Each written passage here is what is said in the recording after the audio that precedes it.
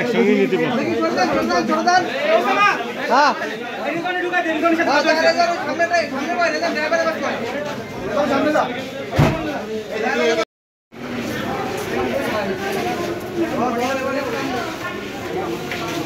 তখন ওই ছেলেগুলো ইন্দ্রগুলো হাইটে যাবার লাগছিল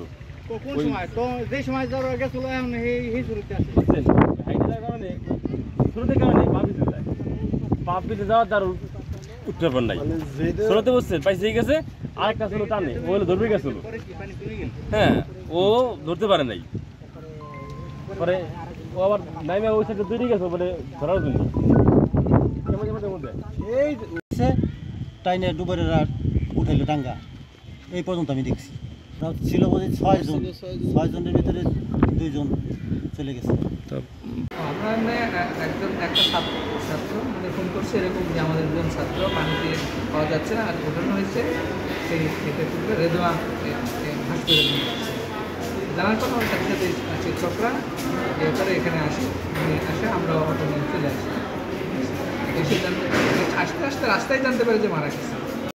3 ঘটিকার সময় ফরিদপুর ইঞ্জিনিয়ারিং ইনস্টিটিউটের 6 জন ছাত্র পার্শ্ববর্তী ধলার মোড়ে পদ্মা নদীতে গোসল করতে যায়।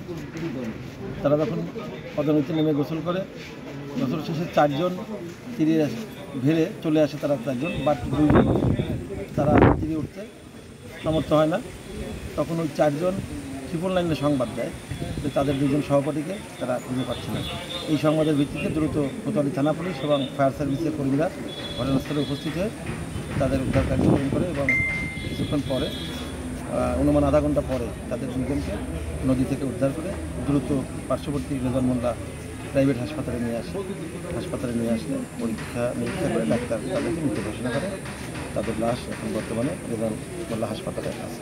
আমরা যতটুকু জানতে পেরেছি একটা ছাত্রের বাড়ি কালিয়াকর গাজীপুরে, আরেকজনের বাড়ি নোয়াখালী সোজা রামপুরে।